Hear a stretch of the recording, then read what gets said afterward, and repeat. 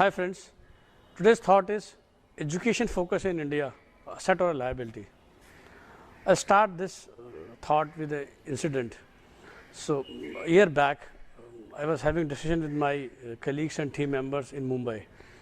So one of my team members, she was a teacher with our organization, and she was feeling very depressed because her husband was out of job for the last 1 year. And as I was running a social business, we were also not paying great either. So I asked her that why don't your husband starts doing a small business, a tea stall or maybe a vada pav stall, or he can also drive auto rickshaw and he can start making money if there is no job. And she actually told me proudly herself also, and I think the tone in her voice was also giving the message of her husband that he's a graduate, sir. Why he should do these kind of mean jobs or derogatory jobs, or blue collar, below the line, whatever term we want to use. So I heard her, I said okay, and I moved on. Some time back, I was in a conference for SEO. The conference was organized by SEO Moz, and I met an American lady, and she was telling me about her experiences of a cycling tour which she just did in India for about 20 days.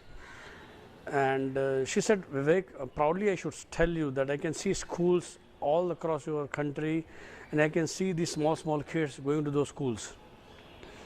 But what I'm wondering, are you guys having enough jobs for this literate population? That sentence was very powerful. Again, life moved on. 2 weeks back, I was having an evening discussion with the watchman of my locality, and he was proudly telling me that I'm sending both my kids to private school so that they get educated well and they can do well for themselves in life. And I asked him how much money you are spending. So he said that, as you know, bhaiya, my salary is 6,000 rupees a month and I'm spending 2,000 rupees on them to get educated. I said, fine. So I asked him, after the education, are you fine if they join as a rickshaw puller or a plumber or a carpenter or electrician? And he said, why? They are supposed to do these kind of jobs? If they get educated, they should be working in offices or maybe in large factories. They should be doing respectable jobs. Now that scared me.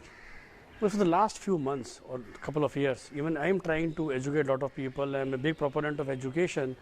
But these 3 incidents gave me a thought. Are we overemphasizing on education?